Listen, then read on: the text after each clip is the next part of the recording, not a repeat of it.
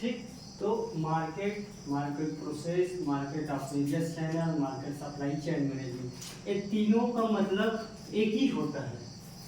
ठीक है, इधर उधर का बात नहीं होता है कि मार्केट ऑपरेशन चैनल अलग होता है, मार्केट प्रोसेस अलग होता है, मार्केट सप्लाई चेन मैनेजमेंट अलग होता है। ये अगर तीनों नाम से कुछ भी आए पेपर में, होता एक ही है, इधर उधर का बात नहीं है। हालांकि सिलेबस में इधर उधर भले दिया होगा आपका। ठीक है, तो मार्केट डेफिनेशन की मतलब क्या है कि किसी भी वस्तु का बेचा प्लस खरीदा जाता है। किसी भी स्थान, पर्टिकुलर जगह, पर्टिकुलर प्लेस, पर्टिकुलर मेला या मड़ई या कुछ भी हो। मार्केट का मतलब वही है जहाँ खरीदा और बेचा जाता है, चाहे सामान कुछ हो, चाहे एग्रीकल्चर से रिलेटेड हो, चाहे हॉर्टिकल्चर से रिलेटेड हो। तो मार्केटिंग डेफिनेशन में दो शब्द बहुत इंपॉर्टेंट है, बाइंग प्लस सेलिंग। ठीक, खरीदा प्लस बेचा जाता है। ठीक, तो आप जोड़कर लिख रहे हो, मार्केट एक ऐसा प्लेस होता है जहाँ खरीदा प्लस बेचा जाता है किसी भी वस्तु का, चाहे वह एग्रीकल्चर का हो, चाहे वह हॉर्टिकल्चर का हो, कुछ भी वस्तु हो। ठीक है, आप कुछ भी वस्तु हो करके लिखना, अन्यथा फिर आपका डेफिनेशन गलत है। मार्केटिंग के मतलब सिर्फ एग्री और हॉर्टी बस में मार्केटिंग नहीं है। मार्केटिंग पूरा किसी भी वस्तु का हो सकता है, जहाँ खरीदने और अगर बेचने की बात आए तो वो है मार्केटिंग। अब यही मार्केटिंग कोई ना कोई प्रोसेस अपनाएगा बेचने और खरीदने के लिए, किसी के थ्रू आएगा, किसी के थ्रू जाएगा, किसी के थ्रू और कुछ भी होगा। और वेरियस चैनल तो बनेगा ना। जब चैनल बनेगा तो एक प्रोसेस के तहत ही बनेगा। ऐसा तो नहीं है कि डायरेक्ट अलग अलग प्रोसेस के तहत बनेगा। और उसी को भी बोल रहे हैं, सप्लाई ही तो कर रहे हैं ना, तो उसको सप्लाई भी बोल सकते हैं। ठीक है, तो ये टॉपिक तीनों एक ही है। तीनों का टॉपिक के मतलब एक ही निकल। अगर प्रोसेस निकल रहा है तो कोई प्रोसेस के थ्रू आ रहा होगा, कोई किसान के थ्रू आ रहा होगा। अगर किसान के थ्रू आएगा तो किसी के पास जाएगा, उसके बाद और किसी के पास जाएगा, उसके बाद हमारे पास आएगा। सही। और अगर पूरा आ रहा है तो सप्लाई हो रही कि नहीं हो रहा है, एक चैन बढ़ रही कि नहीं बढ़ रही, तो उसको बोले supply chain management. Ultimately process channel plus supply plus various channel, इसका मतलब ये होता है कि कोई भी किसान अगर प्रोडक्शन कर रहे हैं तो प्रोडक्शन से लेकर उसके खाने के मेज, खाने के टेबल तक पहुंचाना, बस और कुछ नहीं है इसके through. Market process, market operation channel, supply chain management, इसके मतलब ये होता है कि कोई प्रोडक्शन कर रहे हैं उसको हम खाने के चैनल तक पहुंचाएंगे। तो क्या है, प्रोडक्शन से लेकर खाने की मेज तक पहुंचाना। खाने की मेज बोलते हैं। ठीक, मेज या टेबल तक पहुंचाना। ठीक, विद द हेल्प ऑफ अलग प्रोसेस हो सकता है, अलग चैनल हो सकता है, सप्लाई मैनेजमेंट हो सकता है। ठीक है, आप डेफिनेशन क्या लिखोगे, प्रोडक्शन, लास्ट में खाने का मेज, बीच में तीनों चीज को ऊपर नीचे करके डालना, market process, market chain management, यही है इसका डेफिनेशन। अब देखेंगे कैसे होता है। ठीक है, ठीक, इसी का देखेंगे चार्ट पूरा। तो सबसे पहले हम फार्मर से ही तो लेंगे ना, एग्रीकल्चर वाले हैं तो। ठीक, तो फार्मर क्या करेगा, सबसे पहले फार्मर रहेगा। फार्मर मतलब किसान से बात करेंगे अपन। किसान को अपन, किसान कहीं अगर प्रोडक्शन किया, ठीक, प्रोडक्शन किया तो इसको बेचने का उसके पास दो ऑप्शन रहते हैं। किसान, फार्मर प्रोडक्शन, उत्पादन किया, ठीक, उत्पादन किया तो फार्मर के पास दो ऑप्शन है। या तो ये एमएसपी के थ्रू सरकार के पास बेचे, सरकार के पास FCI, food corporation of India में बेचे, ये ऑप्शन है। दूसरा चीज क्या रहती है, ये लोकल मार्केट में बेचे, विलेज मार्केट जिसको बोलते हैं, विलेज मार्केट में, ग्रामीण बाजार में, कोई छोटा चीज होगा तो ग्रामीण बाजार में। इसके पास तीसरा ऑप्शन है, ये डायरेक्ट रिटेलर को भी बेच सकते हैं। बेच सकते हैं कि नहीं बेच सकते हैं, रिटेलर जिसको बोलते हैं खुदरा दुकान करके बोलते हैं ना हिंदी में, खुदरा दुकान। तो ये 3 ऑप्शन है प्रोडक्शन करने के बाद, ठीक है। 3 ऑप्शन है कि नहीं है बेचने का, मार्केट चैनल मार्केट प्रोसेस में अगर 3 ऑप्शन है कि नहीं है, सप्लाई कर रहे हैं तो कर रहे हैं कि नहीं कर रहे हैं, ठीक है। अब इसके पास यहाँ से अगर जाएंगे, मान लो जाए ये अगर किसान नहीं है, बड़े सामान है, तो ये होलसेलर के पास जाएगा, होलसेलर के पास जाएगा। होलसेलर के मतलब बड़े दुकान, होलसेलर जो बड़े बड़े बिजनेसमैन हैं, जो बड़े बड़े बैठे हैं, जो बेसिकली रिटेलर को सप्लाई करते हैं, छोटे छोटे दुकान को सप्लाई करते हैं, या छोटे छोटे दुकान इससे खरीद कर लाते हैं, ठीक है। क्या हो रहा है, छोटे दुकान तक आ रहे हैं। और छोटे दुकान के पास इसके पास ऑप्शन क्या है, इसके पास आएगा रिटेलर। ये होलसेलर किसको बेचेगा, रिटेलर को बेचेगा। रिटेलर मतलब खुदरा दुकान। अरे तुम्हारे गांव में जो दुकान है उसी को बोल रहे रिटेलर। तो रिटेलर क्या है, एक बिजनेस यूनिट है। यहाँ प्रोडक्शन का काम नहीं हो रहा है, यहाँ प्रोडक्शन का काम हो सकता है, वो डिपेंड ऑन दी बिजनेस। अगर वो छोटा मोटा का बिजनेस करते हैं तो ये अब इसके पास कच्चा मटेरियल बना के ये ला के ये बेच सकता है, इसके पास ऑप्शन है प्रोडक्शन करने का, मगर इसके पास नहीं है रिटेलर के पास। और रिटेलर क्या करेगा, फेयर प्राइस शॉप में जाएगा। यहाँ अगर कोई और सामान है तो ये जाएगा फेयर प्राइस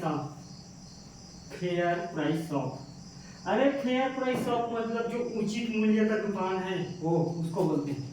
भाई हम एफसीआई के माध्यम से चावल को भी करेंगे ना, तो हमको फेयर प्राइस क्या बताना पड़ेगा, फेयर प्राइस शॉप, उचित मूल्य की दुकान बोलते हैं ना। जहाँ राशन दुकान ही लिख दे, राशन दुकान ये है।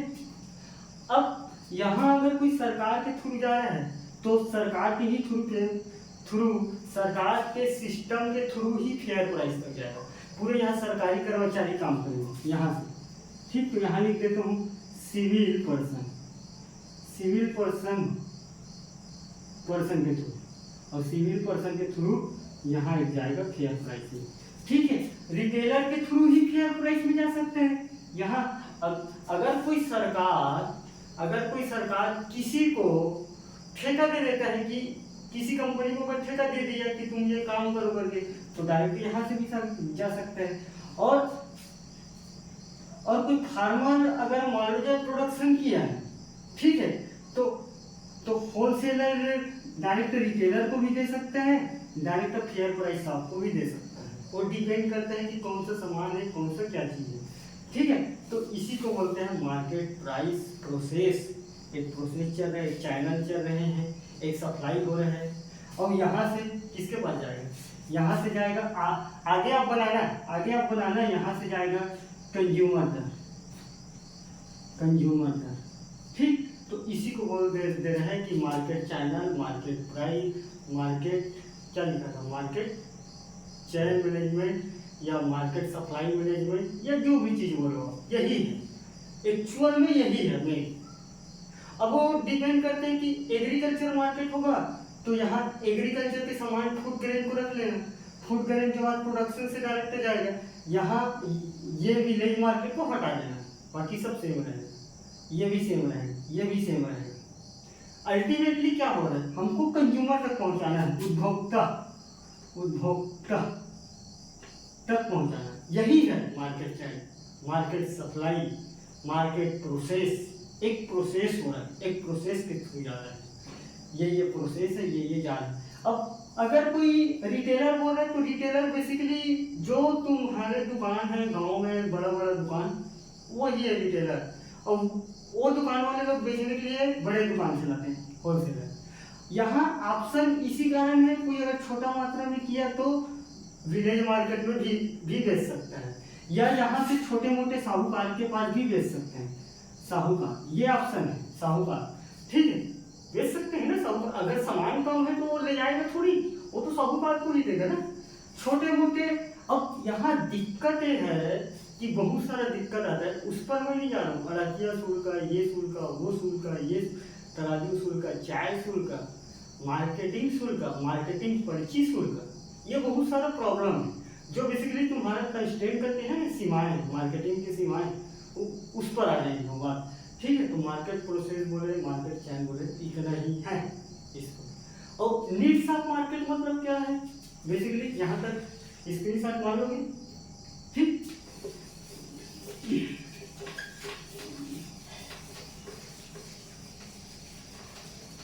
Needs of market, needs of market की क्यों आवश्यकता है तुमको मार्केट का, तुम सोचो ना, role of market, role of needs, role, ठीक, क्यों आवश्यकता है, या फंक्शन नहीं, ठीक, क्यों आवश्यकता है तुमको मार्केट का। सबसे पहले एमएसपी मिलता है, एमएसपी मिलता है कि नहीं मिलता है, एक पैलेस मिलता है, सामान को बेचने का जगह मिलता है।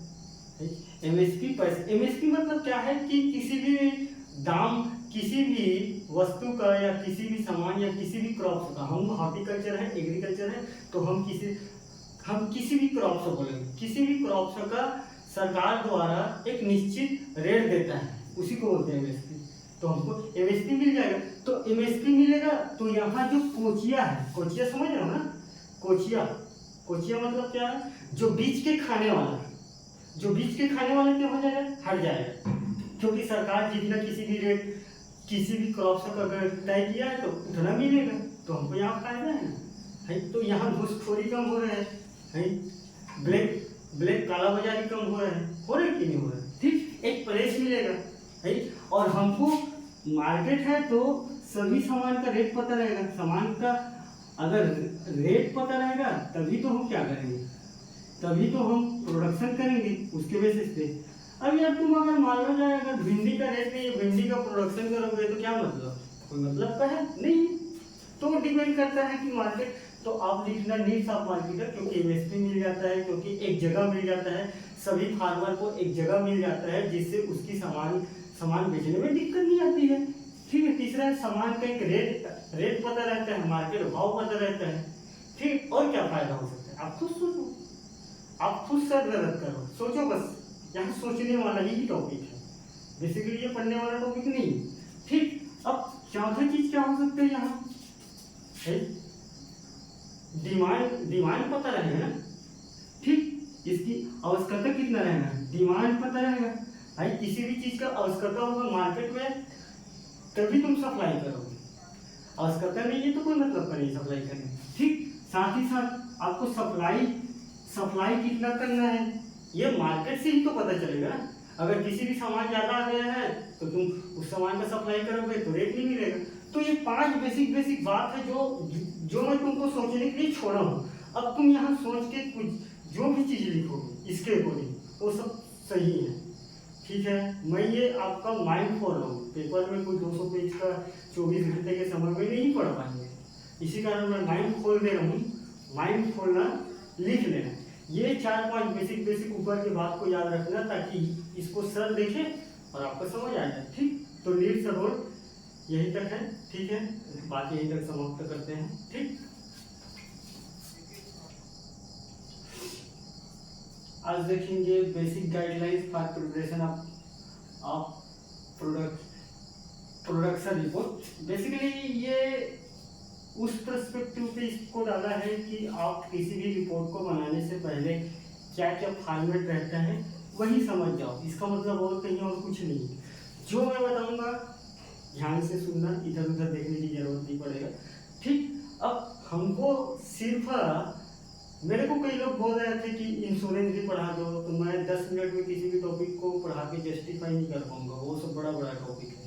इंश्योरेंस पढ़ाने के लिए मेरे को 2 घंटे 3 घंटे लगता है, तो मैं उस पर माफ़ी चाहता हूँ आपसे। आप उस पर अपने टीचर पढ़ाए हैं उस पर कमांड बनाइए, ठीक है। बेसिक गाइडलाइंस क्या होना चाहिए भाई, कोई भी प्रोजेक्ट का कोई भी रिपोर्ट बनाएगा तो गाइडलाइंस क्या होना चाहिए। तुम्हारे घर के खर्चे का एक रिपोर्ट बनता है कि नहीं बनता है पर दिन, तो क्या क्या गाइडलाइंस होना चाहिए। तुम्हारे घर के बारे में कंप्लीट इंफॉर्मेशन होना चाहिए। जो आदमी अगर कोई रिपोर्ट बना रहे हो तो सबसे पहले कोई रिपोर्ट बनाने के लिए क्या होना चाहिए, कंप्लीट इंफॉर्मेशन होना चाहिए। जो भी चीज के बारे में बनाए रिपोर्ट ऐसे नहीं कोई एग्रीकल्चर हॉर्टिकल्चर में ही बनता है, कहीं भी बनता है, ठीक है। चाहे आप घर के बेसिस पे सोच लो, आपके घर के खर्चे के बारे में अगर रिपोर्ट बनाना है तो जो रिपोर्ट बनाएगा उसको कंप्लीट इंफॉर्मेशन रहना चाहिए कि नहीं रहना चाहिए, कि आपके पास पैसा कितना है, आपके पास बाजार जाने के लिए कितना पैसा, क्या क्या सामान लाना है, क्या क्या सामान है, क्या क्या सामान नहीं है किचन संबंधी। तो सबसे पहले प्रोजेक्ट को बनाने के लिए कंप्लीट इंफॉर्मेशन होना चाहिए, इंफॉर्मेशन, ठीक, जिसको बोलते हैं संपूर्ण जानकारी होना चाहिए, संपूर्ण जानकारी होना चाहिए, और संबंधित चीजें वस्तु विषय के बारे में जानकारी होना चाहिए। तो दूसरा क्या है, संबंधित, आप दूसरा लिखना गाइडलाइन, संबंधित वस्तु विषय के बारे में जानकारी होनी चाहिए, विषय के बारे में जानकारी होना चाहिए, जानकारी होना चाहिए। भाई अगर तुम घर के बारे में बना रहे हो तो घर के बारे में होना चाहिए, किसी भी क्रॉप्स के बारे में बता रहे हो तो बना रहे हो रिपोर्ट तो क्रॉप्स के बारे में होना चाहिए, किसी भी रिसर्च से रिलेटेड प्रोजेक्ट बना रहे हो तो रिसर्च से रिलेटेड होना चाहिए, किसी भी प्लांट बिल्डिंग के किसी भी टॉपिक से रिलेटेड बना रहे हो प्रोजेक्ट रिपोर्ट तो उससे संबंधित खर्चा होना चाहिए, प्रोसेसिंग से बना रहे हो तो प्रोसेसिंग से होना चाहिए। तीसरा क्या है, स्किल पर्सन होना चाहिए, ऐसा नहीं कि कोई भी समझे और लिख दिए, उस पर कैसे काम चलेगा, क्योंकि रिपोर्ट गलत बन जाएगा। तो तीसरा क्या है, स्किल पर्सन होना चाहिए। स्किल पर्सन होना चाहिए कि नहीं होना चाहिए, स्किल पर्सन मतलब कौशल्यकृत व्यक्ति होना चाहिए, कौशलकृत या विषय वस्तु क्षेत्र में स्पेसिफिक होना चाहिए, विषय वस्तु क्षेत्र में स्पेसिफिक होना चाहिए, विशेष होना चाहिए, स्पेसिफिक मतलब विशेष होना चाहिए, ठीक। साथ ही साथ क्या है, जो हमको चाहिए प्रोजेक्ट या रिपोर्ट बनाने में वो सभी समान रहना चाहिए। प्रोजेक्ट संबंधित वस्तु होना चाहिए, समान होना चाहिए, होना चाहिए कि नहीं होना चाहिए। अब तुम इसी को एग्रीकल्चर में सोचो, एग्रीकल्चर से संबंधी या हॉर्टिकल्चर संबंधी संपूर्ण ज्ञान होना चाहिए, संबंधित वस्तु विषय के बारे में जो भी बनाओ, ये आपके ऊपर छोड़ता हूँ, आप क्या चीज का रिपोर्ट बनाते हो। स्किल पर्सन होना चाहिए, समझदार होना चाहिए, प्रोजेक्ट बनाने हर चीज कैलकुलेशन आना चाहिए। ऐसे नहीं कि तुम मैथ्स में तुम एमएससी की हो, दो अगर कितना होता है बोल रहे हैं तो रुको सर मैं कैलकुलेटर खोल के जोड़ के बताता हूँ, ये वाला नहीं होना चाहिए भाई। दो चार होते हैं, उसमें क्या दिक्कत है, जोड़ के बताओगे तभी बताओगे क्या। तो बेसिकली क्या है, प्रोजेक्ट ऑफ माइंड होना चाहिए, ठीक, और प्रोजेक्ट रिपोर्ट संबंधित वस्तु होना चाहिए। अब हम देखते हैं रिपोर्ट कैसे बनता है, एक फॉर्मेट, और वही फॉर्मेट पे आप सबसे पहले रिपोर्ट बनाने के लिए फील्ड असिस्टेंट बन जाइए, किसी भी कॉलेज का फील्ड असिस्टेंट बन के बैठो और सोचो, मैं सोचवा रहा हूँ, ठीक, क्योंकि तुमको पेपर में ये सब याद नहीं आएगा, क्योंकि सीक्वेंस को सोच के ही लिखना पड़ता है। तो आप फील्ड असिस्टेंट बन के पेपर में बैठो, आपको माइंड को लाओ, पेपर में बैठो पहले, ठीक। तो इसको मिटा दूं, ये चारों चीज गाइडलाइंस क्या क्या होना चाहिए, सामान्य बातें सबको पता रहता है, आपको भी पता होंगे, ठीक। आप पेपर में जाना और पहले 2 लाइन ऐसे खींच लेना, ठीक है, ये 2 लाइन खींच लेना, ऊपर 2 लाइन, क्योंकि रिपोर्ट तैयार करना है, ठीक। यहाँ सीरियल नंबर दिख रहे हैं, यहाँ रिपोर्ट रहेगा, जो चीज लगेगा, यहाँ वस्तु की क्वांटिटी रहेगा, जो वस्तु लगेगा क्वांटिटी, ठीक। यहाँ रेट रहेगा, क्या रेट, और हाँ, और इसी में रहेगा टोटल इतना बना लोगे। आपको रिपोर्ट के फॉर्मेट बनाना है, वहां रिपोर्ट नहीं बनाना है, ठीक है। पहला, अगर मान लो जाए, मैं एक एग्जांपल लेके बात कर रहा हूँ, मान लो जाए टमाटर की खेती, ठीक। टमाटर की खेती करेंगे तो सबसे पहले क्या लगेगा, लैंड लगेगा। तो सबसे पहले आप लिखना लैंड मतलब भूमि, ठीक। भूमि से संबंधित क्या क्या काम करोगे, सबसे पहले प्रिपरेशन, मतलब प्रिपरेशन को हिंदी में क्या बोलेंगे, प्रिपरेशन को हिंदी में प्रबंधन, हाँ प्रबंधन नहीं, प्रिपरेशन को तैयारी करेंगे, सबसे पहले तैयारी, ठीक। टिलेज करोगे, तीसरा क्या करोगे, हाँ टिलेज करोगे, तैयारी करोगे, खाद वाद डाल के रेडी करोगे, ठीक।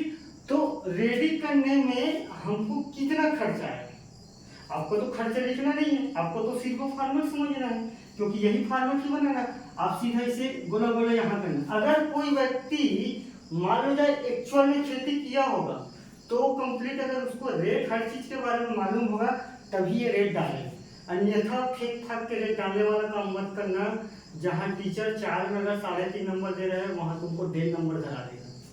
एक्चुअल में क्या है, सीक्वेंस मैटर करता है फॉर्मेट बनाने के लिए। आप फर्स्ट ईयर में हो तो फर्स्ट ईयर में तुमसे क्या उम्मीद करेगा, तुम तो अभी कल्टीवेशन जानते नहीं हो, खेत जानते नहीं हो, क्या जुताई करना जानते नहीं हो, तो तुम रेट कैसे मतलब कैसे बता दोगे, ये पहले सोचना। आप सिर्फ फॉर्मेट लिख के आना, ये फॉर्मेट है और यहाँ टीका टीका लगा देना, सिर्फ फॉर्मेट समझना है। और ऐसी बने अगर किसी को रेट पता है किसी भी चीज के बारे में, एक्चुअल रेट आसपास 10, 5, 50, 20 के फर्क चल सकता है। बाकी तुम अगर यूरिया का बोरी 250 रुपये में है तो तुम लिख के आ रहे हो 150 रुपये में मिलता है, तो ये सरासर गलत बात है, ये फेंकने वाला चीज हो जाएगा। तो फेंको मत, जो फॉर्मेट है वही फॉर्मेट में आप लिख के आना, उसी को बोलते हैं प्रोजेक्ट ऑफ प्रिपरेशन रिपोर्ट। ठीक, तो दूसरा क्या लगेगा, आप तो लेट प्रिपरेशन कर लिए, तो दूसरा क्या लगेगा आपको, अगर टमाटर लगा रहे हो तो सीड चाहिए। ठीक, तो सीड चाहिए तो एक होता है यहाँ, एक होता है हाइब्रिड सीड, मतलब हाइब्रिड को क्या बोलेंगे, हाइब्रिड सीड चाहिए। हाइब्रिड सीड के बाद क्या चाहिए आपको, लोकल बीज चाहिए, लोकल सीड को बोलते हैं ट्रेडिशनल सीड इंग्लिश में। ठीक, तो सीड संबंधी रेट यहाँ अगर किसी को पता होगा टमाटर का रेट का सीड, ठीक है। उसके बाद आपको तीसरा नर्सरी लगाओगे, नर्सरी तो नर्सरी बनाओगे, तो नर्सरी से संबंधित कि अगर तुम डायरेक्ट नर्सरी लाते हो कहीं से भी, नर्सरी लगा हुआ और डायरेक्ट ट्रांसप्लांटिंग करते हो तो वो नर्सरी का खर्चा आ जाएगा। अगर तुम सीड लगा रहे हो तो नर्सरी को हटा देना। ठीक, उसके बाद क्या करोगे, नर्सरी में फील्ड लगा दी, लगाए हो कि नहीं लगाए भाई, लगाने के लिए ले जाओ, जो नर्सरी लाए हो हमारा थरहा तैयार हो गए तक इसका टमाटर, अब उसको तुम कहाँ ले जाओ, फील्ड में ले जाओ। अब फील्ड में ले जाने के बाद तुम्हारे पास क्या ऑप्शन है, फील्ड में ले जाने के बाद लगा लिए, ट्रांसप्लांटिंग करोगे।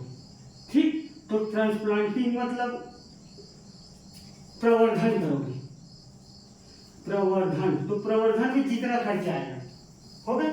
उसके बाद तुम प्रवर्धन करने के बाद क्या करोगे, इंटरकल्चर ऑपरेशन करोगे। 5वां इंटरकल्चर ऑपरेशन करोगे। अंतरसस्य क्रियाएं करोगे। ठीक, अंतरसस्य क्रियाएं में क्या करोगे, निंदाई, गोड़ाई, जोताई। ठीक है, मतलब माइनर टिलेज, सेकेंडरी टिलेज का उपयोग करोगे यहाँ। ठीक है, निंदाई, गोड़ाई, रापा से बन निकालना या वीड निकालना, सारी चीज करोगे ये। ठीक, तो यही आप क्या करोगे, 2 ऑप्शन है। आप भैया यार खातू भी तो देखो, और यहाँ मेन्यूर दोगे, यहाँ उर्वरक भी डालोगे नीम गुड़ के। उर्वरक के बाद कोई अगर कीड़ा मकोड़ा लगा है तो क्या करोगे, पेस्टिसाइड, इंसेक्टिसाइड, इंसेक्ट को मारने वाला इंसेक्टिसाइड जिसको बोलते हैं जीवाणुनाशक करोगे कि नहीं करोगे।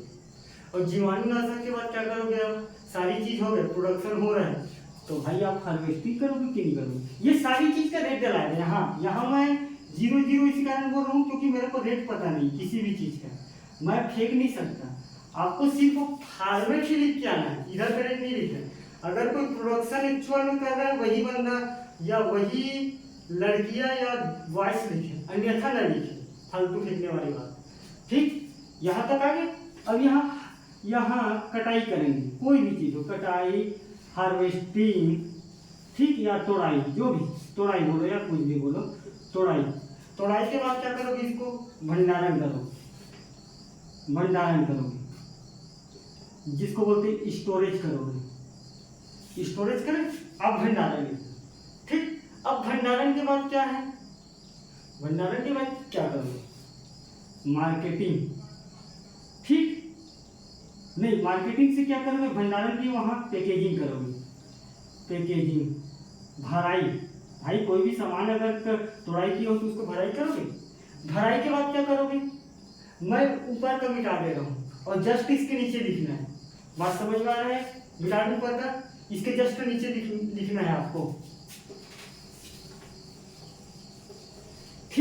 पैकेजिंग कर लिए, आप पैकेजिंग कर लिए हो ना, अब फिर मार्केटिंग करो। जो भी नंबर हो आप लिख लें, यहाँ नंबर मैं लिख नहीं रहा हूँ, यहाँ पैकेजिंग के बाद मार्केटिंग करोगे, ठीक, मार्केटिंग बेचने जाओगे। मार्केटिंग के बाद क्या करोगे आप भाई, कोई पानी का अगर शुल्क लिए हो तो पानी का शुल्क, यहाँ बहुत सारा शुल्क लगता है, मैं उस पर नहीं जा रहा हूँ। पानी या इलेक्ट्रिसिटी, बिजली का शुल्क, प्लस मार्केटिंग ले जाने के लिए आप क्या किए हो, अगले नंबर में डालना ट्रांसपोर्ट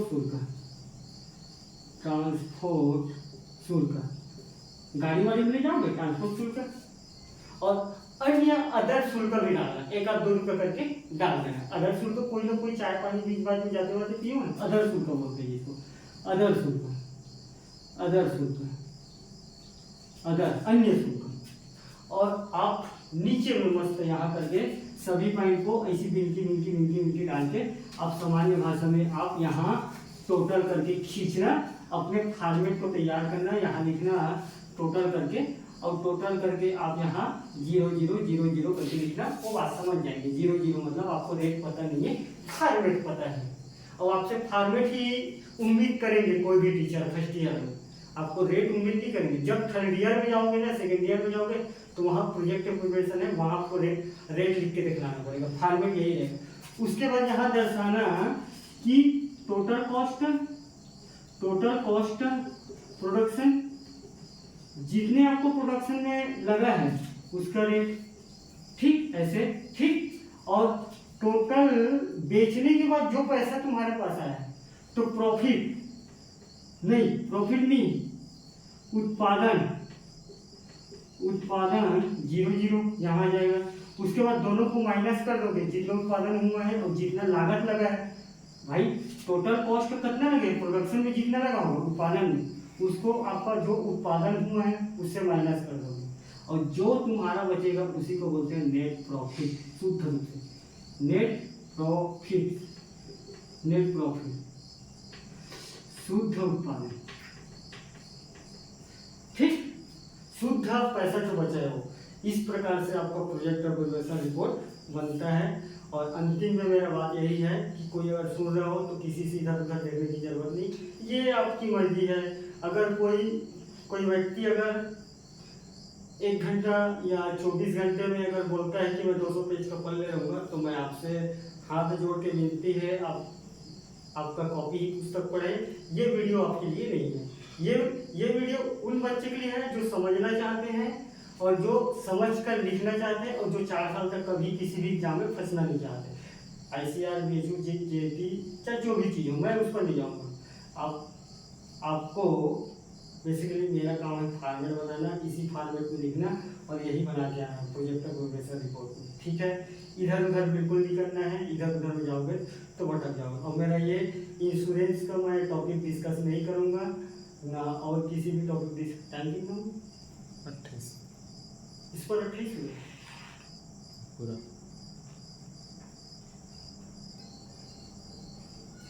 ठीक है। तो यही तक अपना बात समाप्त है।